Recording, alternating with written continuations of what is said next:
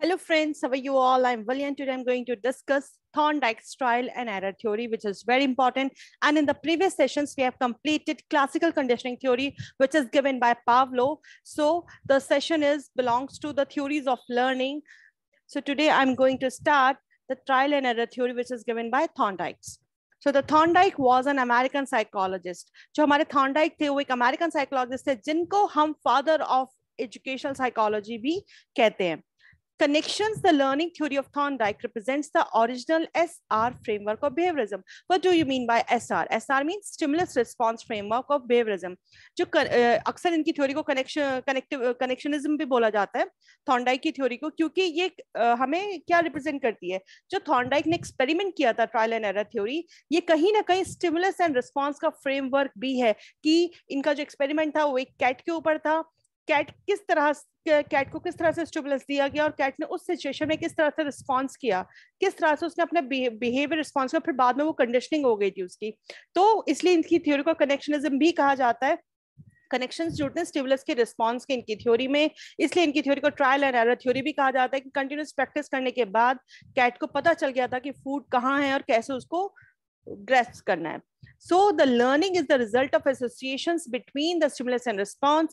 इसलिए इनकी थ्योरी को ये बात कही गई थी कि जो लर्निंग है वो किस चीज का रिजल्ट होता है, किस चीज का एसोसिएशन का रिजल्ट होता है, कि किस तरह से उसको स्टिमुलस गिवन है और कैसे उस स्टिमुलस को लेने के बाद वो किस तरह से रिस्पॉन्ड करती है. तो इन दोनों की जो एसोसिएशंस हैं उन एसोसिएशंस को मिला के ट्रायल एंड एरर की थ्योरी बनती है हमारी थॉर्नडाइक्स की.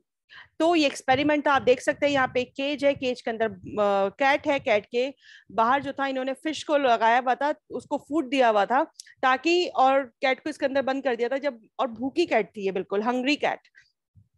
और जब उसे पता नहीं था बाहर कैसे आना है, वो आसपास जितनी भी चीज रखी थी उनको प्रेस करती थी. वहां पर एक छोटा सा लीवर था जिसको प्रेस करने से डोर ओपन होता था, तो उससे बाय मिस्टेकन लीवर पे प्रेस हो गया, डोर ओपन हो गया, उसने फूड खा लिया, फिर वापस कैट को अंदर छोड़ दिया गया. तो इसी तरह से क्या हुआ, उसे बार बार समझ में आ गया कि लीवर को प्रेस करने से डोर ओपन होगा और वो इजीली अपने फूड को ले सकती है, खा सकती है. तो इससे क्या हुआ, बाद में उसकी कंडीशनिंग हो गई. तो यही है हमारे ट्रायल एंड एरर की थ्योरी के अंदर. The cat is placed in the box. Food is placed outside where the cat can see it, as we can discuss it. After several attempts, कई attempts के बाद समझ में आ गया कि कैट को लीवर को प्रेस करने से डोर ओपन हो जाएगा. The cat is put back in the box. It more quickly presses the lever to get out. उसके बाद क्या हुआ, फिर तो कैट को पता चल गया कि कैसे फूड मिलेगा. वो फटाफट लीवर को प्रेस करती थी और फूड को ले लेती थी. So in his experiment, he put a hungry cat in this puzzle box. जिस केज के अंदर उसने कैट को बंद किया था वो बिल्कुल हंग्री थी और फिश जो थी उसने बाहर रख दी थी बॉक्स के. स्मेल से थी कैट जो थी वो मोटिवेट होती थी, उसको स्मेल आती थी, वो भूखी थी, उसको जब स्मेल आती थी फिश की तो वो फूड को खाने की तरफ दौड़ती थी. तो वो कोशिश करती थी आसपास जितनी भी चीजें उनको प्रेस करने की. So cat started giving random responses जो came out of the box. तो उस ड्यूरेशन में जब उसे और ज्यादा भूख लगती थी, फिश की स्मेल आती थी, तो वो कोशिश करती थी बाहर आने की. फिर बाय मिस्टेक उससे क्या हुआ, लीवर को प्रेस हो गया और वो बॉक्स ओपन हो गया और वो बाहर आ गई. This experiment was repeated many times with this cat so that associations can be made. Associations किसकी, क्या उसको स्टिमुलस गिवन था, वो किस तरह से रिस्पॉन्ड कर रही थी, दैट मींस उसको स्टिमुलस दिया जा रहा था. फिश की जो स्मेल उसे बार बार मिल रही थी, मोटिवेशन उसका बढ़ रहा था, भूखी थी वो, तो वो कोशिश करती थी बाहर निकलने की. तो उसने क्या रिस्पॉन्ड किया, आसपास लीवर को प्रेस किया, डोर ओपन हो गया, वो बाहर आ गई. तो एसोसिएशन किसका हुआ, ये स्टिमुलस रिस्पॉन्स का एसोसिएशन हुआ. तो फिर क्या हुआ, फाइनली कैट जो थी वो कंडीशनड हो गई. दैट मींस उसके बिहेवियर में चेंज आया. क्या चेंज आया, अब जब भी उसको केज के अंदर डाला जाता था वो लीवर को प्रेस करती थी और बाहर आ जाती थी. So finally the cat was able to push the lever in less amount of time and used to come out fast. जब उसने आराम से सब चीजें करनी सीख ली, दैट मीन्स कि कैट जो थी वो कंडीशनड हो गई. So, अब हम क्या पढ़ेंगे, laws of learning, which is very very important for the CTET and the NET both of the aspirants. Laws of learning की क्वेश्चंस हमेशा आते हैं, आपको पता होना चाहिए कौन से प्राइमरी लॉज है लर्निंग के, कौन से सेकेंडरी लॉज है लर्निंग के थॉर्नडाइक्स के. इन्होंने 2 डिफरेंट कैटेगरीज की बात की थी लॉज ऑफ लर्निंग है, which is primary laws of learning and the secondary laws of learning. In the primary laws of learning, we have to learn 3 types of learning, which is law of effect, law of readiness, and law of exercise. And the secondary laws of learning, law of primacy, recency, intensity of stimulus, multiple response, a set of attitude, response by analogy, and the law of associative shifting, and the law of partial activity. इन सबको हम आगे detail में पढ़ेंगे। तो first आता है हमारा primary laws of learning, in which we have learn 3 types of laws. Law of readiness. Law of readiness का मतलब क्या होता है? बच्चा जब रेडी है लर्न करने के लिए, बच्चा मेंटली अगर प्रिपेयर है लर्न करने के लिए, तो उसके लिए बहुत आसान हो जाएगा learning. Previous knowledge maturity makes the child ready to learn, which makes learning process easier.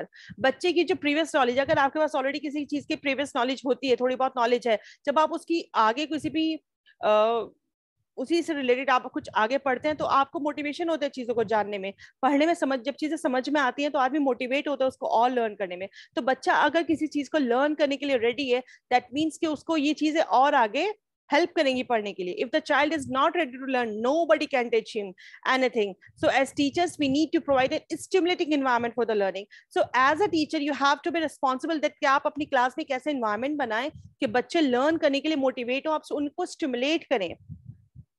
अब आता है हमारा next effect which is law of effect. If the learning process has pleasant effect on the learner, then the learner continues the learning process in the future. That means कि अगर आपका जो learning process है as a teacher जो आप class में process बच्चों को करा रहे हैं, उसका इफेक्ट बच्चे के ऊपर बहुत अच्छा आ रहा है, वो तो बहुत ही प्लेजेंट इफेक्ट आ रहा है उसके लर्नर के ऊपर, तो वो आगे लर्निंग के लिए कंटिन्यू करेगा चीजें, वो उस चीज में और अच्छे से इन्वॉल्व होगा। दैट मीन्स कि जो इफेक्ट है बच्चे के ऊपर लर्निंग का, अगर बच्चा चीजों को अच्छे से समझ पा रहा है, बच्चे चीजें बच्चे के लिए अंडरस्टैंडेबल हैं and he motivates the learning, और उसके ऊपर बहुत अच्छा, उसको बहुत अच्छा फील हो रहा है कि मुझे ये चीज लर्न हो गई, मैं सब चीजें बहुत अच्छे से कवर अप कर पा रहा हूँ, तो आगे वो और बढ़ेगा पढ़ाई की तरफ। अगर उसका इफेक्ट अच्छा नहीं आया तो बच्चा लर्निंग के लिए मोटिवेट नहीं होगा, वो आगे लर्न करने की कोशिश नहीं करेगा। And the third law is law of exercise which is law of practice भी हम इसको कह सकते हैं। If learning process has a lot of practice, अगर आप किसी भी चीज की अच्छे से प्रैक्टिस करेंगे तो आपकी उस चीज में कंडीशनिंग हो जाएगी। फॉर एग्जाम्पल जो अभी हमने पढ़ा है कि जैसे कि कैट थी, कैट जब बार बार लीवर को प्रेस कर रही थी और लीवर को प्रेस करने के बाद उसको फूड मिल रहा था, सो कैट ने लीवर को प्रेस किया, प्रेस करके क्या हुआ, उसको फूड मिला, सो वो मोटिवेट हो गई। फिर जब भी उसको केज में डालते थे वो लीवर को प्रेस करती थी, फूड खा लेती थी। तो इसी तरह से प्रैक्टिस करने से कैट कंडीशनड हो गई। Same thing in our life, अगर आप किसी भी चीज की अच्छे से प्रैक्टिस करेंगे अपने डेली लाइफ में तो आपकी जो लर्निंग होगी वो और अच्छी हो जाएगी, प्रोमिनेंट हो जाएगी। इसके अंदर हम 2 लॉ पढ़ते हैं, which is law of use and the law of disuse. देखिए कोई भी, जैसे अगर आपने एमबीबीएस किया है या समथिंग आपने एमटेक किया है, कोई भी ऐसी डिग्री आपके पास है, उसके बाद आपको जॉब मिल जाती है, तो जॉब क्या होगी, आपकी स्किल को और ज्यादा इनहेंस कर देगी, आपकी कॉम्पिटेंसी, आपकी स्किल, आपका एक्सपीरियंस बढ़ेगा वक्त के साथ साथ। इन द सेम केस अगर चीजें डिफरेंट हो जाती हैं, आपको जॉब नहीं मिलती, आप कोशिश कर रहे हैं जॉब ढूंढने की, लेकिन आपकी प्रैक्टिस अफेक्टेड हो रही है, आप नहीं कर पा रहे, तो उससे क्या होगा, आपका मोटिवेशन भी कम हो जाएगा, आपकी प्रैक्टिस भी कम हो जाएगी। So we can say practice directly influences the learning process and makes it better. अगर आप किसी भी चीज की अच्छे प्रैक्टिस करेंगे तो आपकी लर्निंग प्रोसेस भी बेटर होगा। इट्स द सेम थिंग, अगर आपके पास कोई जॉब नहीं, अगर मैं अपनी नेट क्वालिफाई करने के बाद ये आपको लिए वीडियोस ना डालती तो कोई प्रॉब्लम नहीं थी, क्या था, मैं मेरा कुछ दिन बाद में सब चीजें भूल जाती, लेकिन मैं वीडियोस डाल रही हूँ, आप लोगों के साथ में इंटरेक्ट करती हूँ, मेरी नॉलेज जो है आप लोगों के काम आ रही है, तो इससे क्या हो रहा है, लॉ ऑफ यूज हो रहा है कि मैं अपनी एजुकेशन को यूज कर रही हूँ। अब आता है हमारा secondary laws of learning which is very very important. First law is law of primacy, second law is law of recency. हम पढ़ते हैं first by one. So law of primacy क्या कहता है, things which are learn first create a strong impression for a long time. जो चीजें आपने पहले लर्न कर ली हैं वो चीजें आपकी लास्ट टाइम तक आपके माइंड में एक इंप्रेशन बना के रखती हैं। That's why we emphasise on the initial development of a child, these are the most influential years for him. For example, जब छोटा बच्चा होता है जितनी अच्छी आदतें वो सीखेगा वो चीजें उसके लाइफ टाइम उसकी लाइफ में इन्फ्लुएंस करेंगी। तो इसलिए कहते हैं कि बहुत अर्ली टाइम में बच्चे को माँ बाप की बहुत जरूरत होती है, आपको बहुत अच्छा फोकस करना चाहिए इनिशियल लेवल पे चाइल्ड के। अब बात आती है law of recency, things learn recently are best remembered. जो चीजें आप बिल्कुल टाइम टू टाइम याद करते हैं, बहुत कॉन्सेंट्रेशन के साथ, फुल एनर्जी के साथ आप याद करते हैं, वो चीज आपको याद रहती है। फॉर एग्जाम्पल, आपके एग्जाम से पहले आपने कोई भी चैप्टर रिवाइज किया, आपने कुछ टर्मिनोलॉजीज लर्न की, तो वो चीजें आपके माइंड में रिटेन कर जाएंगी। जैसे कई बार सन हमें याद करने पड़ते हैं, इंक्लूसिव एजुकेशन में बहुत सारे आर्टिकल्स हैं वो हमें याद करने पड़ते हैं, आपने लास्ट टाइम पे अच्छे से एक बार उनको रिवाइज कर लिया, लिख कर देख लिया, तो वो चीजें आपके माइंड में रिटेन कर जाएंगी। So this is called law of recency. Next one is law of intensity and stimulus. Realistic and interesting experience leave long lasting impression on your mind. For example कोई भी अच्छा सा एक्सपीरियंस है, आप कहीं घूमने गए हैं, वहां पे आपने कोई बहुत अच्छी एक्टिविटी की है, so this is your real life interesting experiences. तो उससे क्या होगा, आप हमेशा उसको याद रखेंगे, आप दोबारा जब उस जगह पे जाएंगे तो आप वापस एंजॉय करेंगे। सो ये आपके माइंड में एक अच्छा इफेक्ट छोड़कर जाएगी। And intense stimulus will generate the strong response. जैसा आपको स्टिमुलस मिल रहा है फिर आप वैसा रिस्पॉन्ड करेंगे। दैट मीन्स जब आप नेक्स्ट टाइम वापस उसी जगह पे जाएंगे तो आप वापस फुल एंजॉय करेंगे और अच्छा एंजॉय करेंगे। अब आता है हमारा law of multiple response. When a learner is confronts a new situation and he responds in a different number of ways before arriving at a certain response.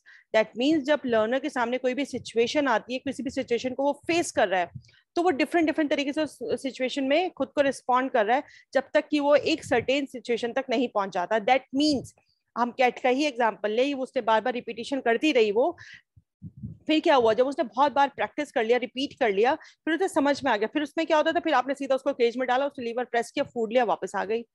तो ये चीज कही गई है मल्टीपल रिस्पॉन्स में।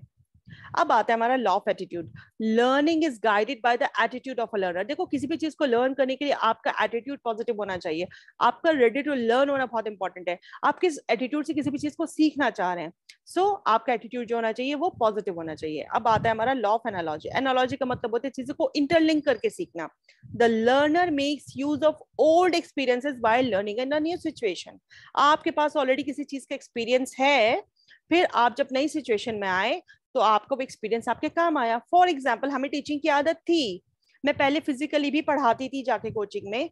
अब क्या हुआ, मेरे लिए डिवाइस से पढ़ाना कोई मुश्किल चीज नहीं थी क्योंकि मुझे टीचिंग की आदत थी, मुझे टीचिंग सीखने की जरूरत नहीं पड़ी।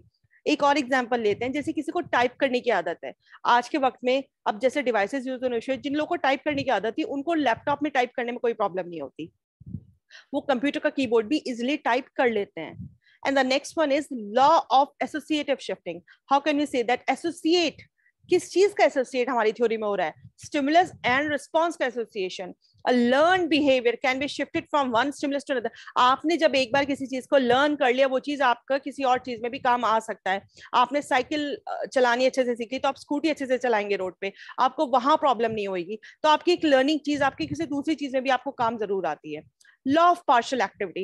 First, learner collects small units of a task and then makes a whole concept from it. First of all, आप पहले थोड़ा थोड़ा थोड़ा थोड़ा करके सब चीजें समझ रहे हैं। देखिए अब मैं छोटी छोटी वीडियोस डालती हूँ कुछ प्रीवियस क्वेश्चंस की, किसी टॉपिक्स के रिलेटेड। तो क्या होता है, छोटी छोटी टास्क में मैं चीजें डालती हूँ, फिर जब मैं उसका कंप्लीट चैप्टर आपके लिए डालूंगी तो आपके लिए उस चीज को समझना कितना आसान हो जाएगा, क्योंकि आपके पास छोटी छोटी चीजों की नॉलेज ऑलरेडी है। So this is a law of partial activity. So thank you for your attention friends, stay blessed, enjoy learning and I wish कि लेसन आप लोगों के लिए काफी हेल्पफुल हो। और प्लीज अगर वीडियो पसंद आए तो लाइक शेयर एंड सब्सक्राइब जरूर करिएगा। See you soon with the next video.